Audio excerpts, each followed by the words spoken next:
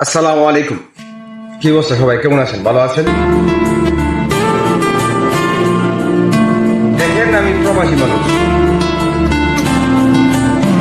হোমনা থানার যে এসআই, আমি তার নাম বলতে চাইতেছি না, আমি তার উদ্দেশ্য করে বলতেছি, আপনি যে আমার ওই দিন অ্যারেস্ট করছেন, আপনাকে আমি বললাম যে আমার ফেসবুক, আমার টুইটার, টিকটক আইডি, আমার পেজ সবগুলা চেক করেন, আমি কোনো কিছু ছাড়ছি কিনা, প্লাস আমি না শুধু অন্য কেউ ছাড়ছি কিনা।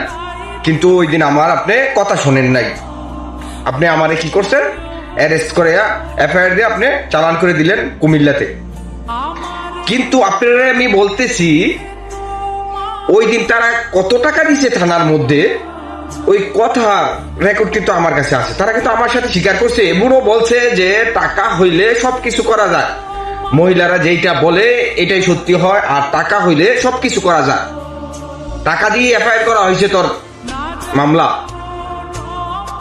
আর নীলক্ষীর গ্রামের যে সমাজ ব্যবস্থা, আপনাদের উদ্দেশ্যে বলতেছি, নীলক্ষীর গ্রামের মানুষের উদ্দেশ্যে বলতেছি যে আপনাদের কি সমাজ ব্যবস্থা নাই?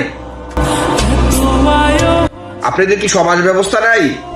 যে মহিলা নিজে স্বীকারিত্ব করলো যে হ্যাঁ আমার তালাক দিতে সমস্যা নাই, আমার কি বাহির করে দিতে পারতেছে? বাহির করতে পারে নাই তার বাড়ির থেকে। তালাক দিলে কি হইব? আরে আপনাদের কিরকম সমাজ ব্যবস্থা?